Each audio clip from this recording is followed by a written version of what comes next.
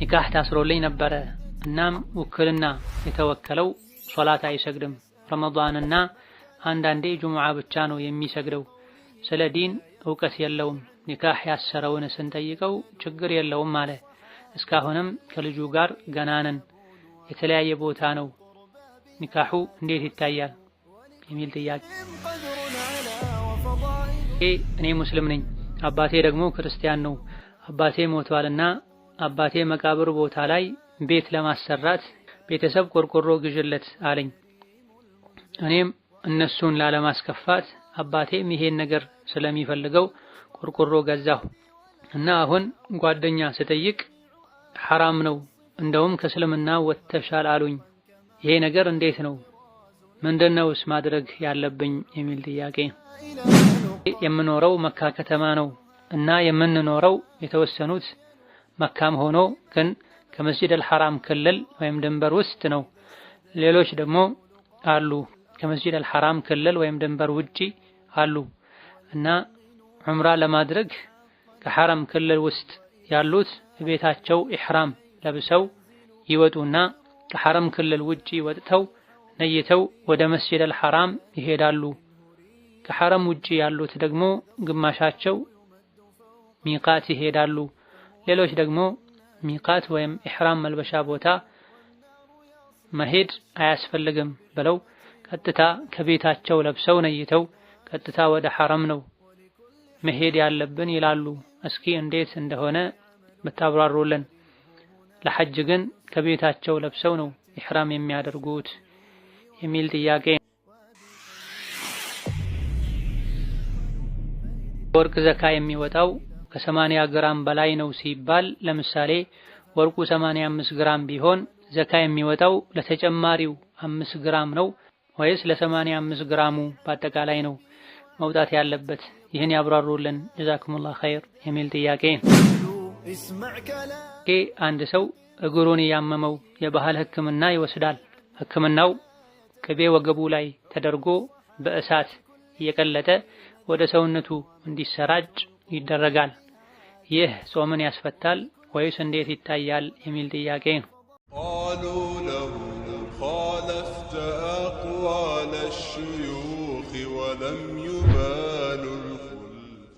السلام عليكم ورحمة الله وبركاته. الحمد لله والصلاة والسلام على رسول الله وعلى آله وأصحابه ومن والاه.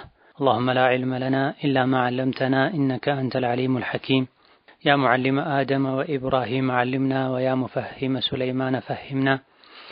وأعوذ بك اللهم أن أقول فيك ما ليس لي به علم فأضل وأضل. أما بعد ዛሬ ከምናያቸው ጥያቄዎች የመጀመሪያው ዑምራ እየሄድኩ ሐይድ መጣብኝ እስከምጠራ እዚያው መካ ቆይቼ ጥፍሬንም ፀጉሬንም ቆርጬ ዑምራ አደረኩ። ዑምራው ትክክል ነው ያብራሩልኝ የሚል ጥያቄ ነው።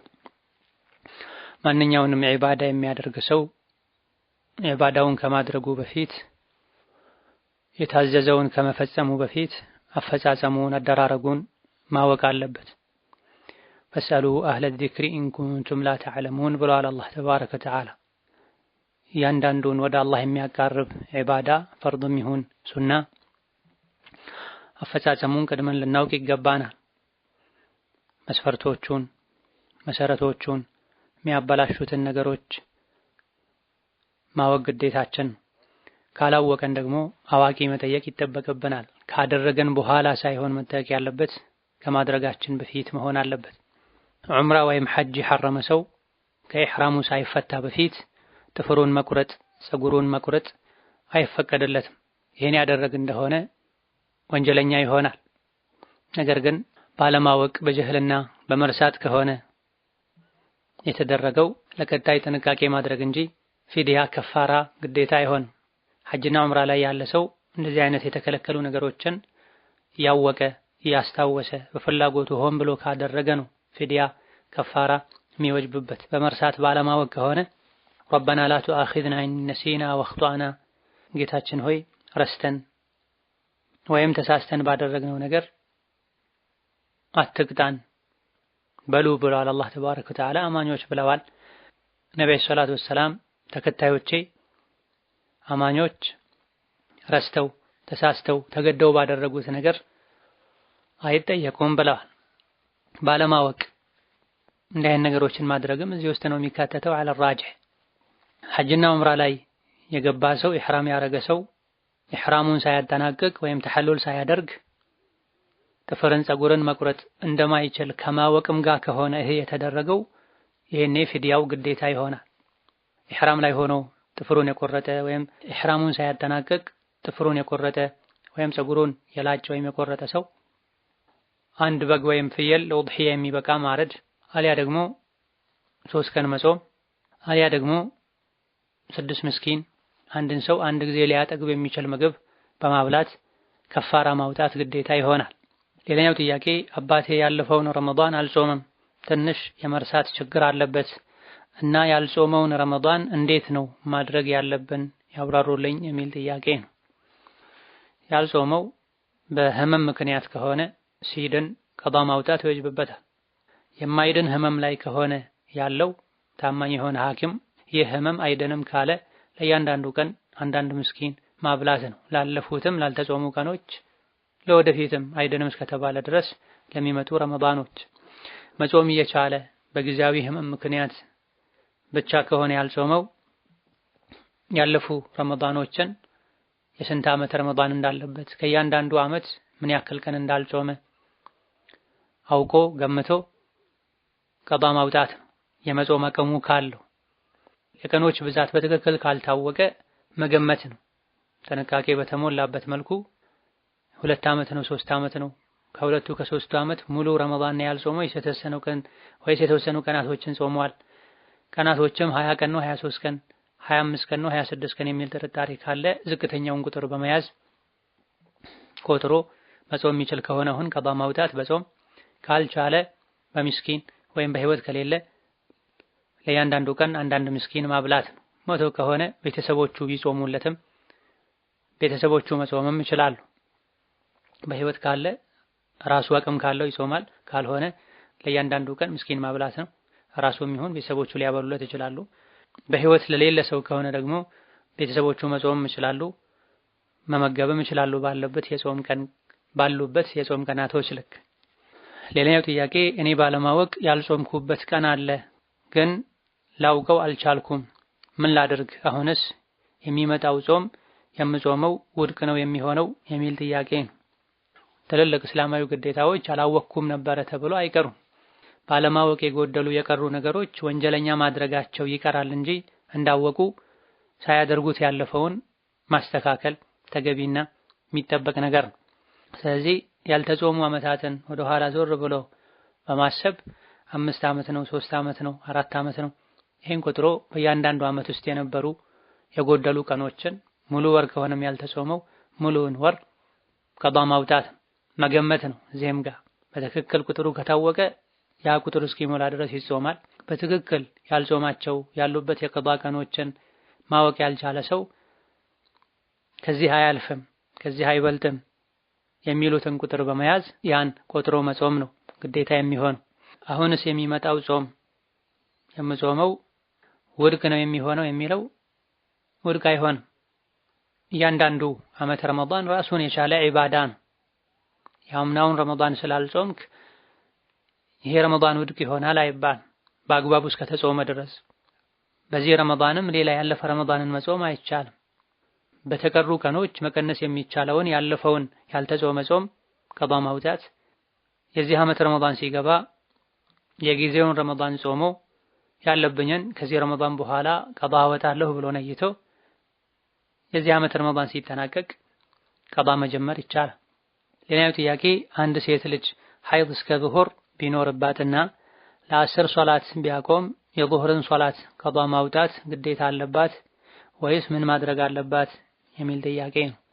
ነዓም በርካታ የፊቅህ ሊቃውንት ዙህርና ዐስር መንገደኛ በሽተኛ አጠጋግቶ መስገድ ጀማዕ አድርጎ መስገድ ስለሚችል በተቸገሩ ጊዜ ጀምዕ ተደርጎ የሚሰገዱ ሶላቶች ወቅታቸው ተቀራራቢ ስለሚሆን ሴት ልጅ ከመግሪብ በፊት ከጠራች ዙህርንም ዐስርንም ቀዷ ታወጣለች። ከፈጅር ሶላት በፊት ከጠራች ደግሞ መግሪብንም ዒሻንም ቀዷ ታወጣለች ብለዋል። ይህ የሁሉም ሊቃውንት አስተያየት አይደለም። ነገር ግን መንገደኛ ሲሆኑ፣ በሽተኛ ሲሆኑ የዙህርና የዐስር ሶላት ወቅታቸው እስከ መግሪብ መግቢያ ድረስ የመግሪብና የዒሻ ደግሞ እስከ ፈጅር መግቢያ ድረስ ስለሚዘልቅ በወር አበባ ምክንያት በወቅቱ ሳሰግደው ያለፈ ሶላት የቀጣዩ ሶላት ወቅት እስካለ ድረስ ፀሐይ ሳይጠልቅ የጠራች ሴት የዐስሩ ሶላት ወቅት እስካለ ድረስ ዙህርንም የዒሻ ሶላት ወቅት እስካለ ድረስ መግሪብንም ልሰግድ ይገባል ብለዋል። ሌላኛው ጥያቄ እናቴ መንታ ልጅ ወልዳ እያጠባች ያለ ከረመዳን 4 ቀን እንደጾመች ደከማት። በዛን ሰዓት በአካባቢ ወደሚገኝ ሸህ በመሄድ ስትጠይቅ መጾም የለብሽም ቀዷም የለብሽም አሏት። ይህ እንዴት ይታያል የሚል ጥያቄ ነው። አላህ ተባረከ ወተዓላ ፈመን ካነ ሚንኩም መሪደን አው ዐላ ሰፈሪን ፈዒደቱን ሚን አያሚን ኡኸር ብሏል። ረመዳንን ሀገሩ ውስጥ ሆኖ ጤነኛ ሆኖ ያገኘ ሰው ይጹም፣ ከእናንተ ውስጥ መንገደኛ የሆነ ወይም በሽተኛ የሆነ ደግሞ በሌላ ጊዜ ይጹም ይብላና በጊዜው ብለዋል። ነፍሰ ጡር የሆኑ አጥቢ የሆኑ ሴቶች መጾም የሚያደክማቸው ከሆነ በህመም ምክንያት መጾም እንዳልቻለ ሰው ነው የነሱ ሁኔታ የሚታየውና በማጥባት በእርግዝና ምክንያት ጾም የከበዳት ሴት በጊዜው ትበላለች፣ ሌላ ጊዜ ቀዷ ማውጣት ይጠበቅባታል። ስለዚህ መጾም የለብሽም ቀዷም የለብሽም የሚለው ትክክል አይደለም። አጥቢና ነፍሰ ጡር የሆኑ ሴቶች መጾም አይወጅብባቸውም። በእድሜ መግፋት ምክንያት በማይለቅ በሽታ ምክንያት ጾም እንደማይችሉ ሰዎች ማብላት ብቻ ነው የሚጠበቅባቸው የሚል የጥቂት ሊቃውንት አስተያየት አለ። ነገር ግን እሱም ቢሆን በዛ መሰረትም ሄዶ ነው ቢባል መጾምም የለብሽም ቀዷም የለብሽም ተብሎ መቆም አልነበረበትም።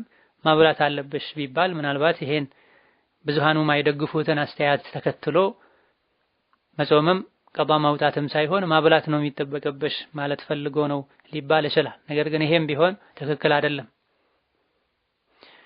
በማብላት ብቻ ግዴታውን ይወጣሉ የሚባለው አረጋውያን እድሜያቸው በጣም ገፍቶ መጾም ማይችሉ ወደፊትም ይጾማሉ ማይባሉ ማይለቅ በሽታ ያለባቸው እየበሉ ለእያንዳንዱ ቀን ምስኪን ብቻ ማብላት ነው የሚጠበቅባቸው።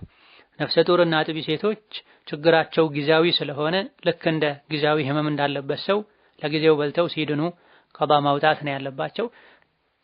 ስለዚህ በማጥባት ምክንያት ያልጾመችውን ቀን ቆጥራ ቀዷ ማውጣት ይጠበቅባታል። ሌላው ጥያቄ እህቴና ባለቤቷ ተጣልተው ተኳርፈዋል። እስካሁን አውፍ አልተባባሉም። መጪው ረመዳን ከመሆኑ ጋር እንዴት ይታያል ጾማቸውስ የሚል ጥያቄ ነው።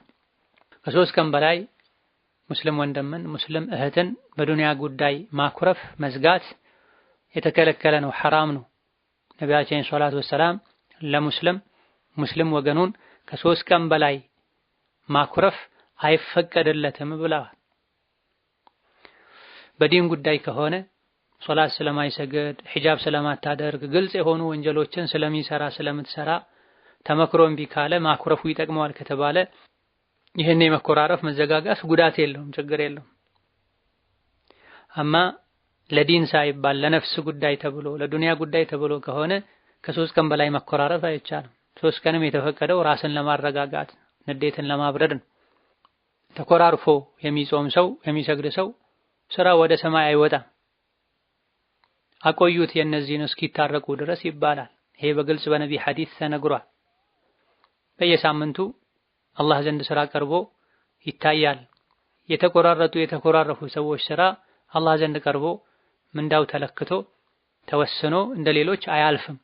እነዚህ እስኪታረቁ አቆዩት የነሱን ጉዳይ ይባላል ተብሏል። ስለዚህ ረመዳንም ይሁን ከረመዳን ውጪ ሙስሊም ወንድሙን እህቱን ሊያኮርፍ ሊዘጋ ሲገናኙ ተኮራርፎ ተገፈታትረው ሊያልፉ ሰላም አለይኩም ሲባል ዝም ሊል እንዳልተያየ ሊተላለፉ አይገባም። መቆራረጥ የሚባለውም ይሄ ነው። ይሄ ከመሆኑ ጋር አንድ ሰው ተኮራርፎ ቢጾም አልጾምከም ተብሎ አላህ ዘንድ መጠየቁ ይቀርለታል። ሌላ ጾም የሚያበላሽ ነገር እስካላደረገ ድረስ በዚህ ብቻ ጾሙ አይበላሽም። ነገር ግን በመቆራረጡ ተዘጋግቶ በመጾሙ ወንጀለኛ ይሆናል። እንደዚሁ ደግሞ ልቡን ንጹህ አድርጎ ከወንድም ከእህቶቹ ጋር ታርቆ ግንኙነቱን አስተካክሎ እንደ ጾመ ሰው አይሆን። ነገር ግን በሌላ ነገር ጾሙን እስካላበላሸው ድረስ አልጾምከም ተብሎ አይጠየቅም። የጾምን ጥቅም ያገኝና የጾም ዒባዳው አላህ ዘንድ ይመዘገብለት ዘንድ ምድር ላይ ካሉ የሰው ልጆች ጋር ግንኙነቱን ማስተካከል፣ ለነፍስ ለዱንያ ብሎ መዝጋት መኮራረፍን ሊያስወግድ ይገባዋል። ሌላው ጥያቄ የምኖረው መካ ከተማ ነው እና የምንኖረው የተወሰኑት መካም ሆኖ ግን ከመስጂድ አልሐራም ክልል ወይም ድንበር ውስጥ ነው። ሌሎች ደግሞ አሉ ከመስጂድ አልሐራም ክልል ወይም ድንበር ውጪ አሉ እና ዑምራ ለማድረግ ከሐረም ክልል ውስጥ ያሉት ቤታቸው ኢህራም ለብሰው ይወጡና ከሐረም ክልል ውጪ ወጥተው ነይተው ወደ መስጂድ አልሐራም ይሄዳሉ። ከሐረም ውጪ ያሉት ደግሞ ግማሻቸው ሚቃት ይሄዳሉ። ሌሎች ደግሞ ሚቃት ወይም ኢህራም መልበሻ ቦታ መሄድ አያስፈልግም ብለው ቀጥታ ከቤታቸው ለብሰው ነይተው ቀጥታ ወደ ሐረም ነው መሄድ ያለብን ይላሉ። እስኪ እንዴት እንደሆነ ብታብራሩልን። ለሐጅ ግን ከቤታቸው ለብሰው ነው ኢህራም የሚያደርጉት የሚል ጥያቄ ነው። መካ ሐረም ውስጥ የሚኖር ሰው ለሐጅ የሚያሐርመው ከቤቱ ውስጥ ነው፣ ካለበት ስፍራ ነው። ሐረም ውስጥ የሚኖር ሰው ዑምራ ማድረግ ከፈለገ ለሱ ቅርብ ወደሆነ ከሐረም ክልል ውጪ ወዳለ ስፍራ ሄዶ አንድ እርምጃ እንኳ ቢሆን ከሐረም ክልል ከድንበሩ ወጣ ብሎ ሐርሞ መመለስ አለበት። እዚህ ለሐጅ ከሆነ ካሉበት ከቤት ውስጥ የመካ ነዋሪዎች የሐረም ክልል ውስጥ ያሉ ሰዎች ከቤት ውስጥ ይሐርማሉ። ለዑምራ ከሆነ ከሐረም ክልል ውስጥ ድንበሩ ውስጥ የሚገኝ ቤተኛው መቅጣጫ ለሱ ወደሚቀርብ ወደ ተንዒምም ይሁን ወደ ሌላ ለሱ ወደሚቀርብ ከሐረም ክልል ውጭ ወደሆነ ስፍራ አንድ ሁለት እርምጃ እንኳ ቢሆን ወጣ ብሎ ሐርሞ መመለስ ይጠበቅበታል። ቤቱ ወይም መኖሪያው ከሐረም ውጪ ከሌላ ሚቃት ስፍራ ገባ ብሎ የሚገኝ ሰው ከቤቱ መሐረም ይችላል።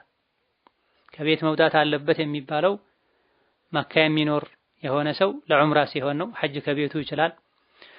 መኖሪያው ከታወቁ ከኢራቅ አካባቢ፣ ከነጅድ አካባቢ፣ ከየመን አካባቢ የሚመጡ ሰዎች ከሚያሐርሙበት ሚቃት ገባ ብሎ ከሐረም በፊት የሚገኝ ሰው ከቤቱ ኢህራም ማድረግ ይችላል። ሌላኛው ጥያቄ አንድ ሰው እግሩን ያመመው የባህል ሕክምና ይወስዳል። ሕክምናው ቅቤ ወገቡ ላይ ተደርጎ በእሳት እየቀለጠ ወደ ሰውነቱ እንዲሰራጭ ይደረጋል። ይህ ጾምን ያስፈታል ወይስ እንዴት ይታያል የሚል ጥያቄ ነው። ራጂሑና ትክክለኛው ጾም የሚፈርሰው በአፍንጫ ወደ ጉሮሮ ወደ ሆድ የሚገባ ነገር ሲኖር ነው። ከዛ ውጪ ቅቤና ቅባት መሰል ነገሮችን ሰውነትን መቀባት ሰውነት ላይ እንዲቀልጥ ማድረግ ጾምን አያፈርስም። ከአፍና ከአፍንጫ ውጪ በብልት በሰገራ መውጫ እንዲገባ ማድረግም ጾም ያፈርሳል የሚል አቋም ያላቸው ሊቃውንት አሉ። ነገር ግን መቀባቱ ወደ ውስጥ ቀጥታ ሳይገባ ሰውነት ቆዳ እንዲጠጣው ማድረጉ ጾምን አያፈርስም። ነገር ግን ካልተገደዱ በማታ ክፍለ ጊዜ ካፈጠሩ በኋላ ማድረጉ የተሻለ ይሆናል። ሌላኛው ጥያቄ የወርቅ ዘካ የሚወጣው ከ80 ግራም በላይ ነው ሲባል ለምሳሌ ወርቁ 85 ግራም ቢሆን ዘካ የሚወጣው ለተጨማሪው 5 ግራም ነው ወይስ ለ85 ግራሙ በአጠቃላይ ነው መውጣት ያለበት? ይህን ያብራሩልን ጀዛኩሙላህ ኸይር የሚል ጥያቄ። ለ85 እና ከዛ በላይ ለሆነው ለሁሉም ነው የሚወጣው፣ ለአምስቷ ብቻ ሳይሆን 85 ግራም ሞልቷል ዘካ ይውጣበት የሚባለው ወርቅ ጥርት ያለ ካራቱ 24 የሆነ 85 ግራም እና ከዛ በላይ ወርቅ ሲሆን፣ ጥርት ያለ ወርቅ ካልሆነ ወይም ካራቱ ከ24 በታች ከሆነ ከሌሎች ንጥረ ነገሮች የተቀላቀለ ሊሆን ስለሚችል 18 21 ከ24 ውጭ ያሉ ካራቶች ሲሆኑ ጥርት ያለው ወርቅ ብቻውን 85 ግራም መድረሱ በባለሙያ ተረጋግጦ 85 እና ከዛ በላይ የሚሆን ሲሆን ለሁሉም ነው ዘካ መውጣት ያለበት ለአምስቷ ብቻ ሳይሆን ማለት ነው። ሌላው ጥያቄ አባቴ ዘካተል ፊጥር አውጥቶ አያውቅም። አሁን ምን ያድርግ? እኔ ገና አላገባሁም፣ ይወጅብብኛል? አሰጣጡስ እንዴት ነው ያብራሩልኝ የሚል ጥያቄ ነው። ማንኛውም ሙስሊም ሕፃንም ይሁን አዋቂ ዘካተል ፊጥር ይወጅብበታል። ረመዳን ወር ላይ እስከ መጨረሻው ቀን በህይወት የነበረ ቢጾምም ባይጾምም ሕፃናት በሽተኛ ሊኖር ስለሚችል ዘካተል ፊጥር ማውጣት ግዴታ ይሆንበታል። ራሱ አቅም ያለው ራሱ ያወጣል። ራሱ አቅም የሌለው በስሩ የሚኖር ኃላፊው ያወጣል። አባት ዘካተል ፊጥር ያላወጣው ባለማወቅ ከሆነ አቅም ያለው ካወቀበት ጊዜ ጀምሮ ያለፉ ዓመታትን ቀዷ ያወጣል። አቅም እስካለው ድረስ የቻለውን ያክል። አቅም ከሌለው ሌላ ቤተሰብ በስጦታ መልኩ ሰጥቶት ሊያወጣ ይችላል። እኔ ያላገባሁም ይወጅብኛል ወይ የሚባለው የራስን ከሆነ ጠያቂው የራሱን ከሆነ አቅም ካለው አው ይወጅብበታል። አንድ ቤት ውስጥ የሚኖሩ በአባት በታላቅ ስር እንኳን ቢኖሩ አቅም ካላቸው ሁሉም የራሳቸውን ቢያወጡ ይመረጣል። አቅም ከሌላቸው የሚመራቸው የሚያስተዳድራቸው የሚቀልባቸው ሰው ያወጣላቸዋል። ስለዚህ አባት ዘካ ያላወጣው ባላዋቂነት ከሆነ አሁን ማውጣት ነው ካወቀበት ጊዜ ጀምሮ ያለፈውንም ጭምር። አቅም ስለሌለው ከሆነ ሌላ አቅም ያለው ሰው ሰጥቶት ቢያወጣለት እሱ ወክሎ ይቻላል። አሁንም አቅም ከሌለ ወደፊት ሳገኝ አወጣለሁ ተብሎ ሊነየት ይገባል። ይህም የሚሆነው አቅም ያለው ያላወጣባቸው ጊዜዎችን ከመጀመሪያ ጀምሮ አቅም ስላልነበረው ከሆነ የሚወጅበው የዕለት ጉርሱን የዒድ ቀንና የዒድ ቀን አዳሩን የራሱን የቤተሰቦቹን ቀለብ አግኝቶ ትርፍ ያለው ሰው ላይ ነው የሚወጅበው። ስለዚህ ባለፉት ዓመታት ምንም ስላልነበረው ከሆነ ያላወጣው ምንም የለበትም። ከጊዜ በኋላ ከሆነ ማውጣት ያልቻለው አቅም ባለው ጊዜ ማውጣት የሚወጅብበት ከመሆኑ ጋር ያላወጣበትን ዓመት ሳገኝ አወጣለሁ ብሎ ሊነይት ይገባዋል። ሌላኛው ጥያቄ እኔ ሙስሊም ነኝ፣ አባቴ ደግሞ ክርስቲያን ነው። አባቴ ሞቷልና አባቴ መቃብር ቦታ ላይ ቤት ለማሰራት ቤተሰብ ቆርቆሮ ግዥለት አለኝ። እኔም እነሱን ላለማስከፋት አባቴም ይሄን ነገር ስለሚፈልገው ቆርቆሮ ገዛሁ እና አሁን ጓደኛ ስጠይቅ ሐራም ነው እንደውም ከእስልምና ወጥተሻል አሉኝ። ይሄ ነገር እንዴት ነው? ምንድነውስ ማድረግ ያለብኝ የሚል ጥያቄ ነው። አላህ ተባረከ ወተዓላ ፈሰሉ አህለ ዚክር ነው ያለው፣ የእውቀት ባለቤቶችን ጠይቁ ነው ያለው። አብሮን ከጎናችን ያለን ሰው ሁሉ እየጠየቀን ልንደናበር አይገባም። የማያውቅ ሰውም ስለማያውቀው ነገር ሲጠየቅ አላሁ አዕለም ከማለት አላውቅም ከማለት ሊያፍራ አይገባም። የሆነች ነገር እናውቃለን ማለት ሁሉንም ነገር እናውቃለን ማለት አይደለም። አንድ ሰው ያከፍራል የሚባልን ነገር እንኳን ቢያደርግ ቀጥታ ከፍሯል ማለት አይደለም። ግራገኙ መታየት አለበት። አዲስ የሰለመች ናት ጠያቂዋ፣ ከጥያቄው መረዳት እንደሚቻለው አዲስ የሰለመ ሰው የተለያዩ የእስላም ህግጋትን ለማወቅ ብዙ ጊዜ ሊወስድበት ይችላል። ግልጽ የሚያከፍሩ ነገሮችን እንኳን ገጠር ውስጥ የሚኖር ሰው ዒልም ያልደረሰበት አካባቢ ላይ በረሃ ላይ የሚኖር ሰው አዲስ የሰለመ ሰው ዑድር ይሰጠዋል። ባለማወቅ ነው ያደረገው ይባላል። ግልጽ የሚያከፍር ነገር እንኳን ቢሆን እዚህ የተጠየቀው ነገር ራሱ የሚያከፍር አይደለም። ቀብር ላይ መገንባት ወደ ሽርክ ሊወስድ የሚችል ተግባር እንጂ መገንባቱ ራሱ አይደለም የሚያከፍረው። ቀብር ላይ ገንብቶ የሽርክ ተግባር መፈጸም ነው የሚያከፍር፣ ክልክል ነው። በእስልምናም ቀብር ላይ መገንባት የተከለከለ ነው። እንደ ሸሪዓ የተከለከለ ነገር ለማድረግ ማገዝ አይገባም። ይሄን ያደረገው አንድ ሰው ባላዋቂነት ከሆነ ወንጀለኛም ጭምር አይሆንም። አይደለም ሊከፍር ይቅርና ማለት ወንጀለኛም የሆነው እያወቀ ሸሪዓን ጥሶ ካደረገ ነው። ይከፍራል ምንለው እንደሚያከፍር እያወቀ ያከፍራል የሚባል ነገር ካደረገ ነው።